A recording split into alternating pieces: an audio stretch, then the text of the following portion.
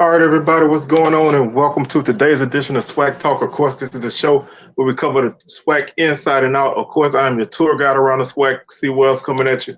And man, we just gonna do a little no news and notes edition today. We're gonna talk a little basketball. We're gonna talk football. Just all of that right there, man. So we're gonna get it in.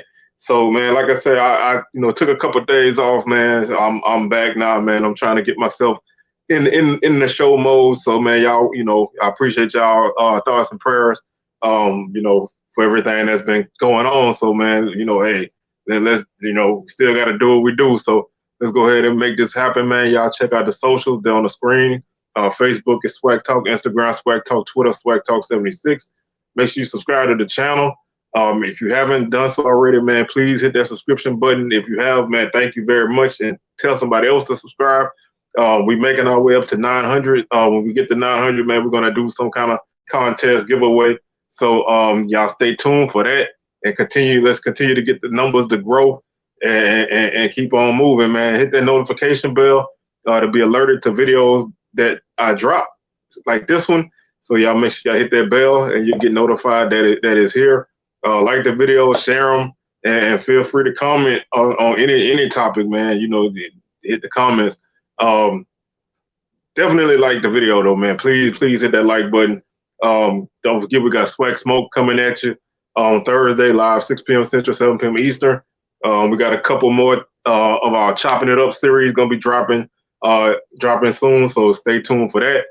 And more basketball talk and football talk. You got Legacy Bowl coming up. Gonna definitely spend a lot of time on that as we get closer. And SWAC Basketball is in full blast now. So man, definitely gonna get more of that from me once we get probably to the last couple of games of the season. I'm gonna do a complete breakdown of the standings. Who can move where, and what these last two games mean for people. So y'all stay tuned to that. And man, now let's go ahead and get with it, man. We are gonna go ahead and start off with the news that everybody knows now. It was basically put out there on Thursday by Coach Woodie himself. He made a tweet. He deleted the tweet, but he also had a Facebook post that stated that he was the new coach at Bethune-Cookman. The news was official yesterday, on Monday, February 6th. So Coach Raymond Woodie Jr. has been hired as the 16th head coach in Bethune-Cookman history. This is a guy who played at Bethune-Cookman. He's an alum. He played there.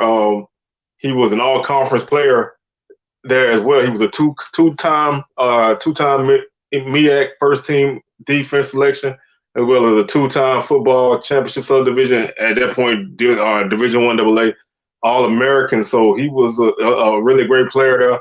He was also the first Bethune-Cookman athlete to be named a GTE Academic All-American. And he ended up having $25,000 donated to Bethune-Cookman in his name because of that. So he's a guy who definitely knows Bethune-Cookman. He played there a little bit before they started their surge under Coach Alvin Wyatt. They actually went to the Heritage Bowl like 3 years after he left. So they were beginning to make that surge not long after he left. But this is a guy, man, that comes in. He's got a tough task to take. And just looking at his resume to an extent, he coached at Western Kentucky under Coach Willie Taggart. He basically is a Willie Taggart guy. Everywhere Willie been, he's been with him from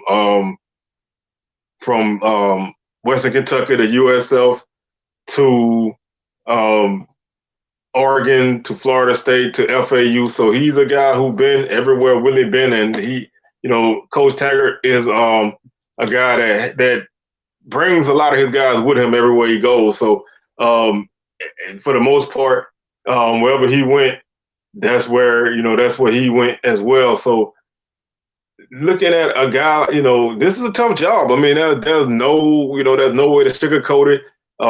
They are behind the 8 ball because they got rid of a coach in the season.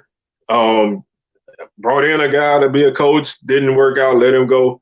Now they brought in another guy after signing day, so they are, their numbers are not going to be great this season. I really would look at this, if you had to look at this or something, I would look at this as like a year zero, man. This is before the start. You know what I'm saying? This is like warming up before you do an exercise. It don't really count, but it can hurt you if you don't do it right. So I look at it like this. They got to get numbers first and foremost. You got to put together a staff. They got to get numbers. They got to get some guys in here that's gonna be able to help the team be competitive. Winning games is probably not gonna be on the table this season. Stranger things have happened. Don't get me. I'm not saying it's impossible, but right now, I would really be hesitant to even predict this team to win 2 or 3 games because they're losing some key guys off the team last season, and they're bringing in some new guys, but their depth is not going to be great at this point. So they're going to have to try to add a lot of guys between now and honestly now and the fall, like the summertime, because spring practice is going to be coming up soon. So I don't know how many guys are going to be able to get in at that point, but this is going to be an important move, man. Like I said, this I know the excitement level is not high on a guy like this. He's not a unknown guy if you follow college athletics. But he's not a big name guy. But in this situation, in this time, you need somebody that can stabilize, and hopefully that can be him because it's gonna take a lot of work, man. You're gonna have to get this all the way out the mud. There's no shortcuts for this position at this time. So you bring in a guy who gonna be learning head coaching on the fly, all the ins and outs of running a program. We're gonna get all of that crash course right out the gates. So like I said, I'm eager to see how this turns out, man. This could be, this could be a good move a few years down the line, or this could be a shit show, man. It can be anything, even in between, man. I just don't really see a lot coming out of this right now. The SWAC as a conference, talent-wise, is growing. So you don't want to fall too far behind the arms race, so to speak. So you need to try to be competitive. Being competitive will help you get better guys in next year. Or getting those portal guys, which are going to be probably vital for this team. But it's a lot of things going on, with this program, and they're going to have to find a way to make things work, man, because right now it don't look pretty. So it's not a lot to really say about this, Obviously, when the air rehire happened, we all had all these scenarios. He gonna bring in these guys, he gonna do this, he gonna do that. None of that's on the table right now. I don't know what kind of connections Coach Woodie got. Maybe he could reach out to, to some people and be like, ask for this and that. But he's gonna have to get it out the mud seriously because this team is at square one. So we'll keep our eyes on this situation, man. There ain't really a lot of, there's not a huge need to delve too deep in this because right now, it is what it is. But once we get closer to spring practice, I'll share some more thoughts, especially on where the team stands, personnel-wise, because like I said, they're losing some key guys from that offense, and the defense really wasn't that good last season. So not a lot to work with. There's still some talent there, but it's going to be tough sledding. So it's going to be tough sledding. That's the only way I can put it. So man, let's move on away from this news. We're going to stay on football, and we're going to talk some good news with the Senior Bowl, man. Aubrey Miller and Isaiah Lamb, man, they had themselves a nice Senior Bowl practice sessions and gameplay. These two guys, if you watch my show and you during the season, I'm not the only one. I'm not trying to say it like I'm the first person to say this, but if you watch my show, I've said Aubrey Miller's an NFL guy. I've said that all year.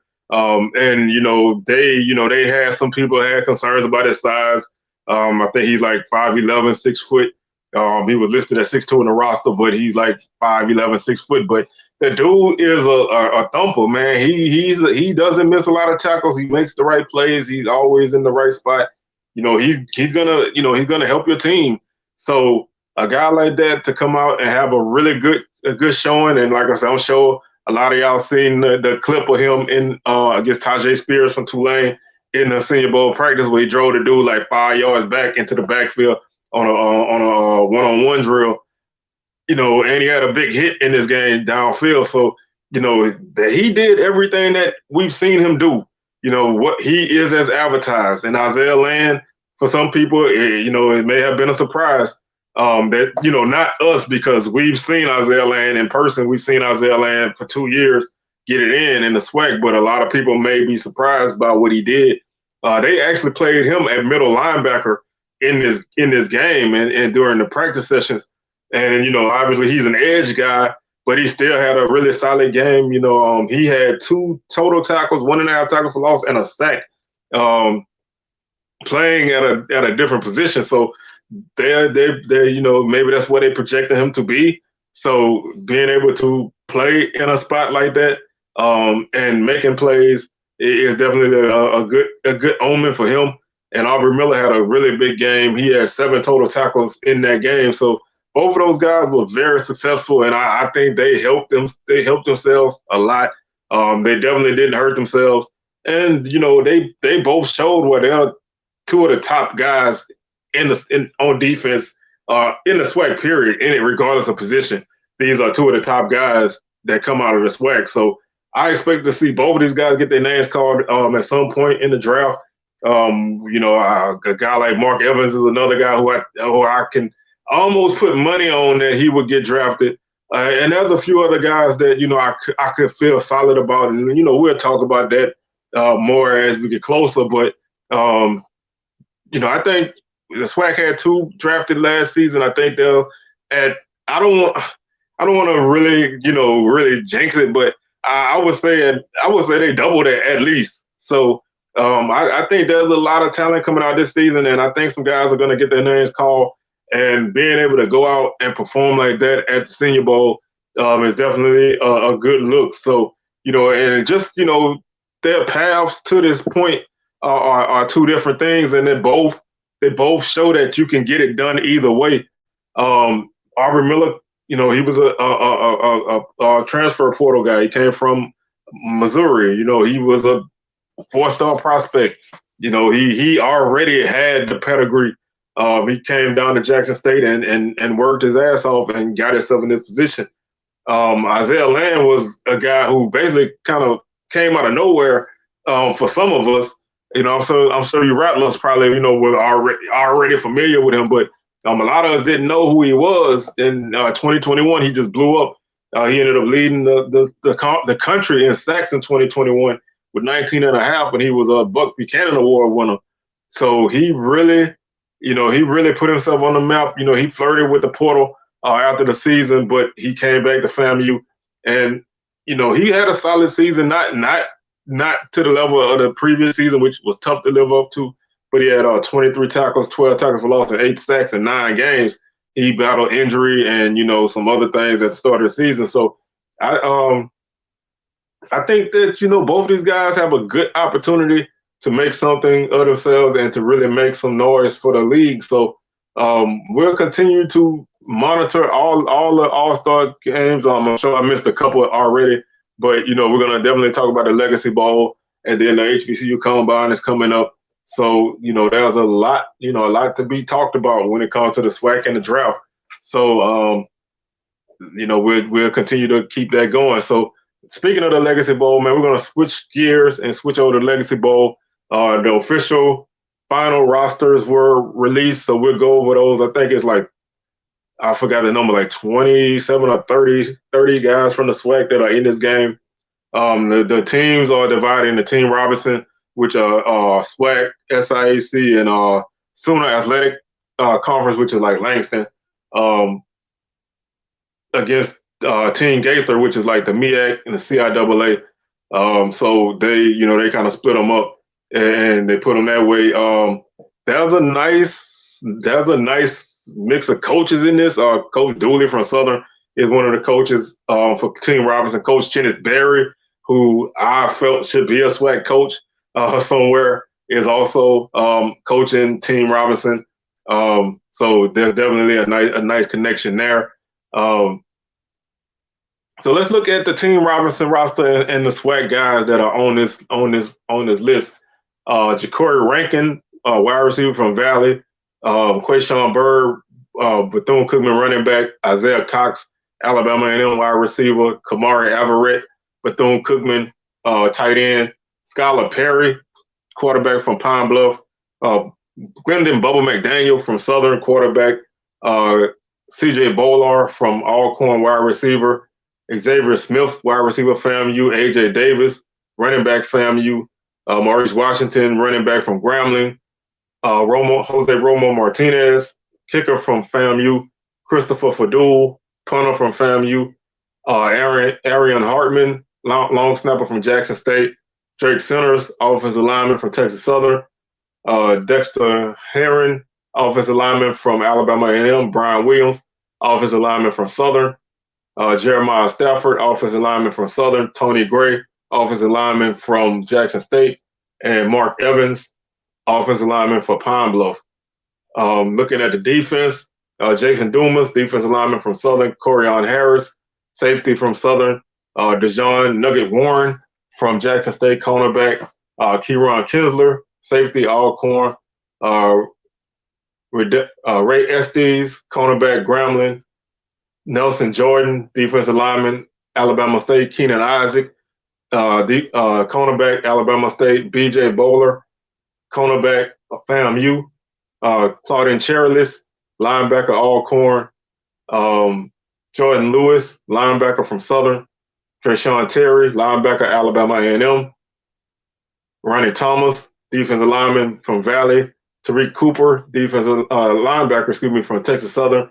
Justin Reagan, defensive lineman from Jackson State. Cameron Peterson, defensive lineman from Southern. And Kevin Victorian, defensive lineman from Prairie View. So that's a lot of guys to keep an eye out on, man. So hopefully, we'll start to get some reports when practice starts for that game. That game is February 25th, 3 o'clock. Can be seen on NFL Network. Or you can catch it live at Ullman Stadium at Tulane University in New Orleans. So definitely, you want to catch this game, man. It's the last chance to see a lot of those guys, man. Some people are going to have a good opportunity to put themselves in a good position to make something happen with the draft coming up. So a lot of, like I said, I really love the Legacy Bowl, and I love, the HBCU Combine and things like that, because this gives more guys opportunities to work in front of NFL guys. It's not just, you're not just playing a game just to play a game. You're playing a game to work in front of, people who are decision makers, man. I mean, that's you can't beat that. And with the push to have more guys get drafted out of HBCUs, you just can't really beat that. And I'm really excited for all of this to take place. So that kind of does it for the football portion of this. Now we're gonna spend a little time on basketball. We're not gonna go too deep this week because I wanted to get a few things out to you. But we're gonna talk a little SWAC basketball. SWAC basketball heating up. Some teams are cooling off, depending on what color you like to wear. You wear Columbia blue and gold, your teams are cooling off right now. You wear any other color, your team probably heating up. So it's gonna be an interesting last few weeks of the season. Southern men and women are on a slide. Can they ride it? Can the big bad Braves of Alcorn repeat as regular season champs? Can Jackson State Lady Tigers repeat as regular season champs? We'll see that. Can Texas Southern men's team get into the tournament, man? Right now it's not looking too good, but they have some opportunities ahead of them to make up some ground. And who's a surprise team? So we're gonna look into all of that, and we're gonna start on the women's side first and foremost, as we do on this show. At this portion of the week, we talk about our SWAC honors, and the SWAC women's basketball weekly honors go out to Daphne White from Jackson State and Midi Oriomi from Florida A&M. This is her second time being recognized in 2 weeks. The player of the week is Daphne White from Jackson State. She had back-to-back nice outings this weekend against Valley and Pine Bluff as they went 2-0 in those games. She averaged the league leading 21 points a game in those two games to go along with 10.5 rebounds. So she averaged a double-double in those two games. She shot 73% from the field, and she had 2 blocks in that span. So really, really nice effort as they had 2 dominant wins this week. So the impact player, Oriomi, led the Rattlers with 16 points, 7 rebounds, and 2 steals during the contest at Prairie View on Monday. She also had 16 points, 4 assists, and 2 steals during the FAMU road win over Texas Southern on Saturday. So for the week, she averaged 16 points per game, 2.5 assists per game, and 2 steals per game. So really, really good effort for her. So definitely want to salute both of those young women for their performances as receiving the SWAC weekly honors, and we'll definitely be tuned in to who gets those honors this upcoming week as we continue to make our way through the schedule. So speaking of the schedule, let's look at the results from Saturday's games. February 4th, Grambling made a crazy comeback in the last minute and a half against Alabama State to pull a 52-51 victory. They actually would lose this game by like 7 or 8 points with like 2 minutes left, and they were able to go on a big run against the Lady Hornets and pick up a big victory for them. Pine Bluff beat Alcorn 73-61. Bethune-Cookman beat Prairie View 59-49. Alabama A&M was able to outrun Southern in the second half and beat them 60-50. And Jackson State beat Valley 85-63. And like I said before, FAMU beat Texas Southern by a score of 66-55. Moving on to Monday's games, Bethune-Cookman beat Texas Southern 66-62. Alabama A&M beat Grambling 57-53. Prairie View beat FAMU 51-49. Alcorn beat Valley 74-51. Jackson State bombed Pine Bluff 88-53. And Southern lost to Alabama State. I think the score was a 4-point game. They don't have the score listed right now. But I think I want to say it was a 4-point game or a 5-point game. I'm going to get that final for y'all. They got it listed. So that's basically Saturday and Sunday's. Saturday and Monday's action. Alabama State beat Southern 48-43.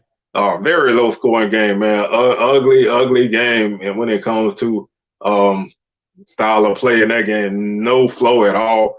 Nobody went on any kind of a run more than 3 or 4 points in a row. So it was just a slog of a game, but Alabama State was able to survive it. Looking at the Saturday games for this Saturday, February 11th, Alabama A&M is at Valley. Alabama State is at Pine Bluff. Jackson State is at Florida A&M. Alcorn is at Bethune-Cookman.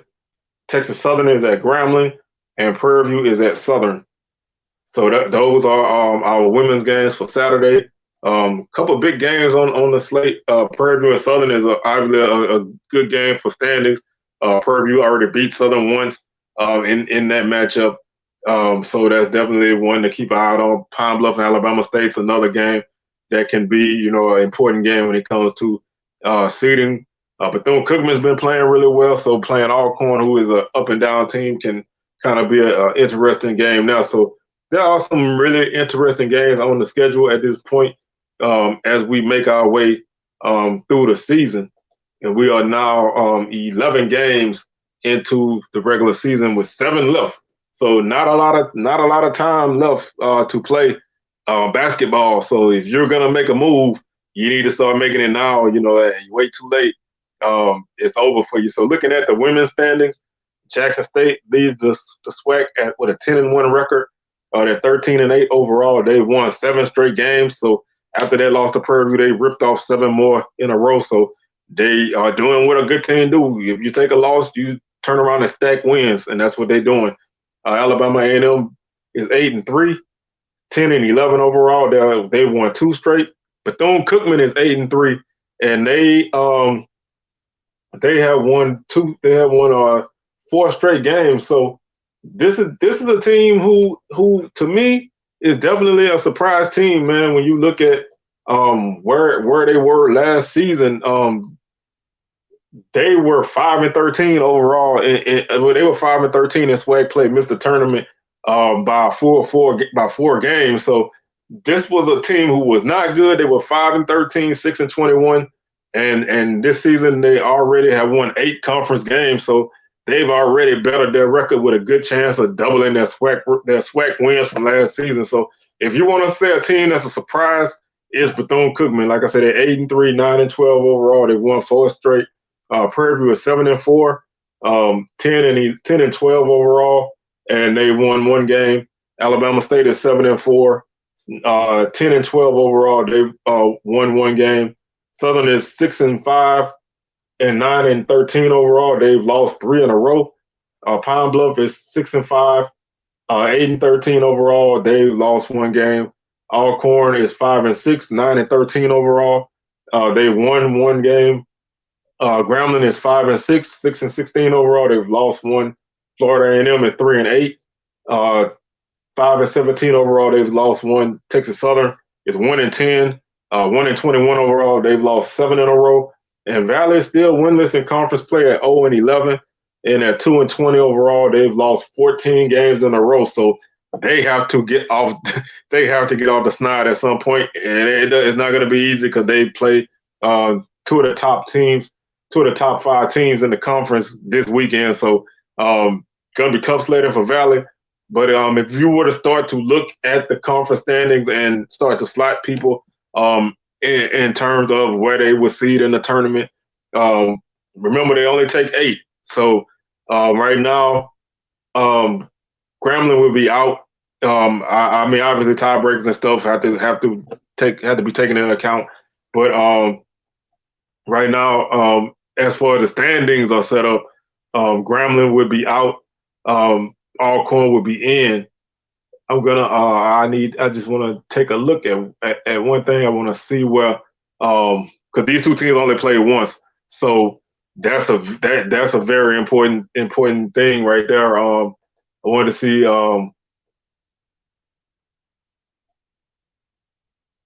Let's see. So Grambling lost to Alcorn, so Alcorn has the tiebreaker in their spot. So Grambling would be out. Alcorn would be in at the 8th spot. Texas Southern has already lost 10 games, so it's going to be tough for them to make it at 8 and 10. They would have to win all the rest of their games to get in. So I doubt that happens. Valley is out. They're 0 and 11. Fam, you were teetering on the brink, man. They're either going to have to stack some wins, or if they lose a couple more games, they're going to be out. So right now you're looking at 3 teams that are most likely either already out or about to be out. So this weekend is obviously very big for FAMU, but they play Jackson and Alcorn, so those are tough matchups for them. Like I said, Grambling is right down the cusp, but right now, if the tournament started today, Alcorn would be the 8th seed, Jackson State would be the 1 seed, Alabama A&M would be the 2 seed, Pine Bluff would be 7, Southern would be 3, Southern would be 6, Bethune-Cookman would be 3, Alabama State would be the 5 seed, and Prairie View would be the 4 seed.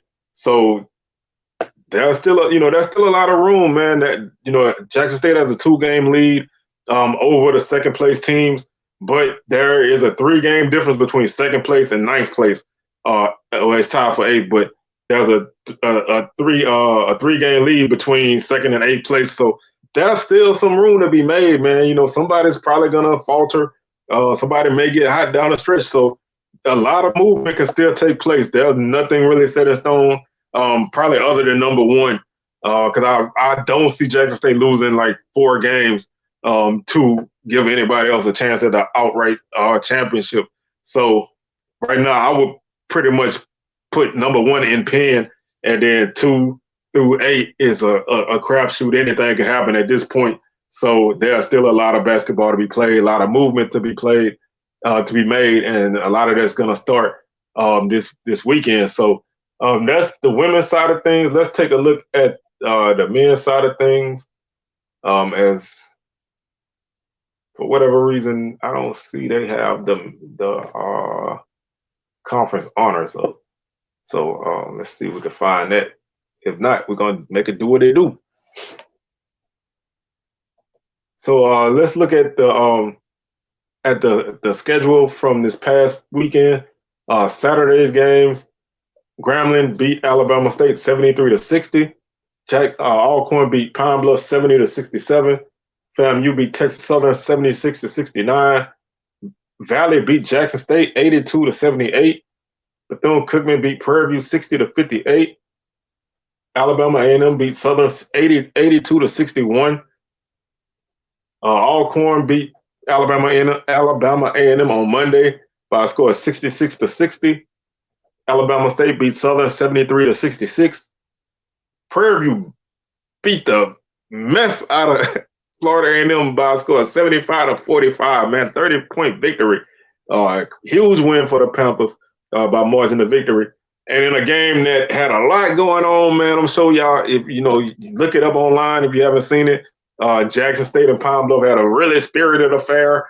That was cheerleader interference. There was a verbal altercation between some Jackson State fans and the Pine Bluff team. Just a lot of goings on, and this game went in a double overtime. Jackson State won that game 88-84.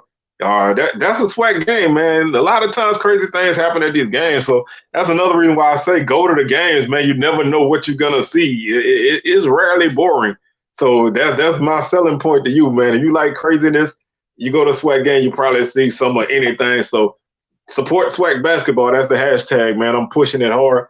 Like I keep saying, man, these athletes deserve that attention. I know football is king, but basketball is a big thing too. So definitely check everybody out if you can.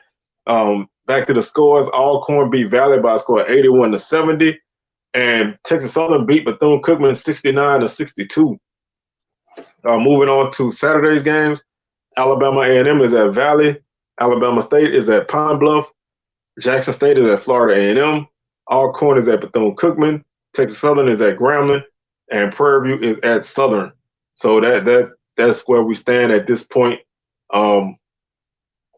with the scores and the schedule. All right, so here's the weekly honors for the men's side. Texas Southern's John Walker III and Valley's Terry Collins were recognized by the conference. John Walker is the player of the week. He averaged 23.5 points per game this past week. For Texas Southern, he shot 68% from the field, 17-25, and with 12-16 from the line during Texas Southern's 2 games this past week.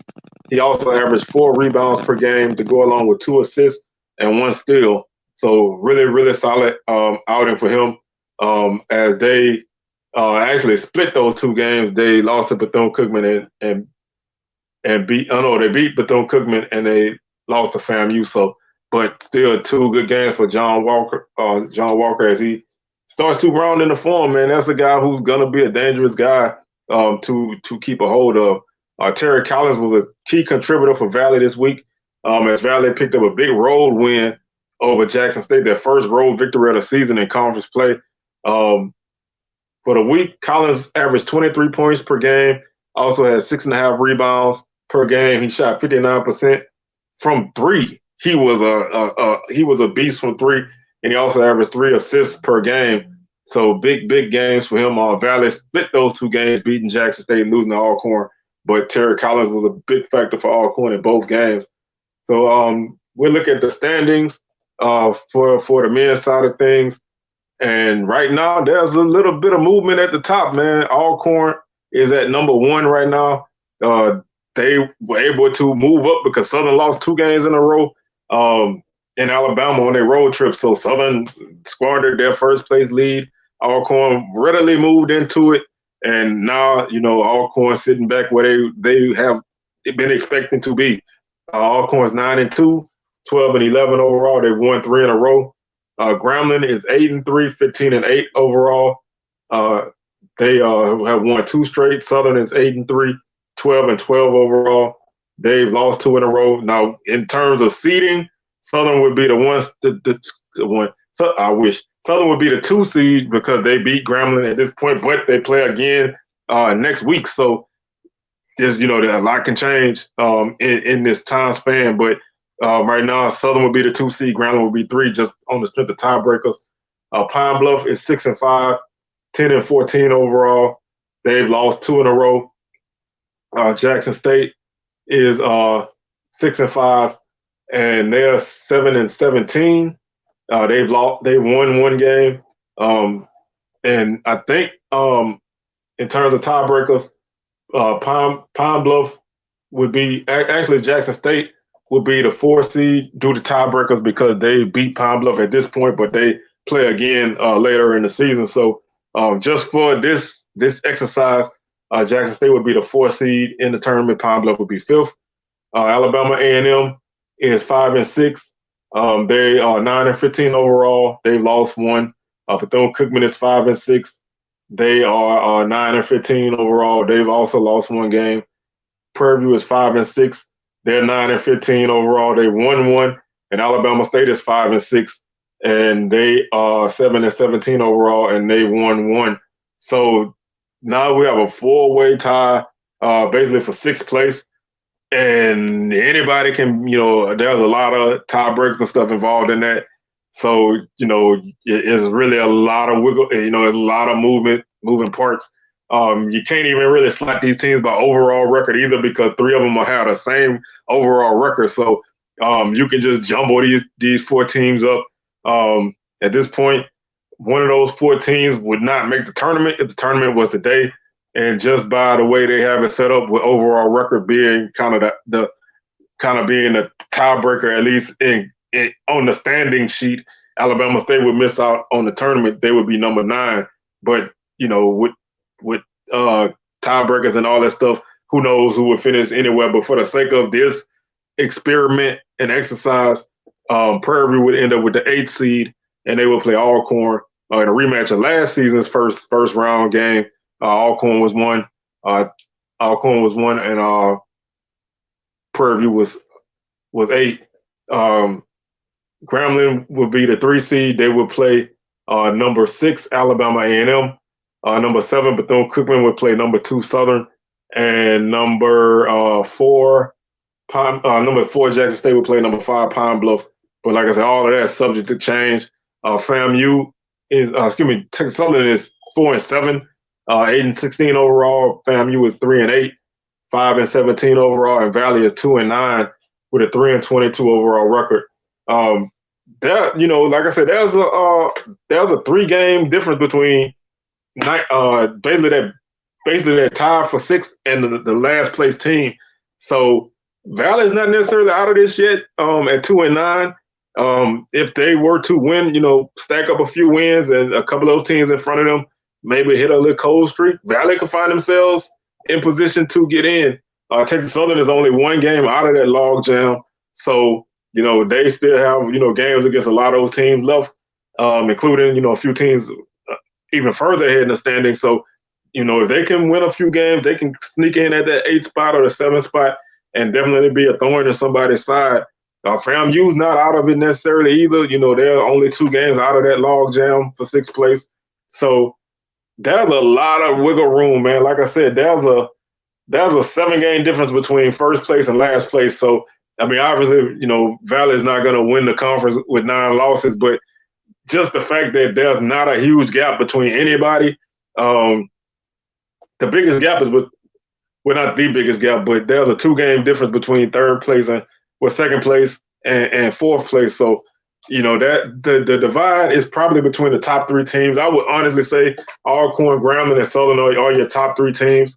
Depending on where the game's at, that depends on where you slot the teams at. If the game's in Baton Rouge, I would put Southern at the top of that list. But if the games are anywhere other than Southern, then I would put Southern at the 3rd team on that list because Southern is not a good road team this season.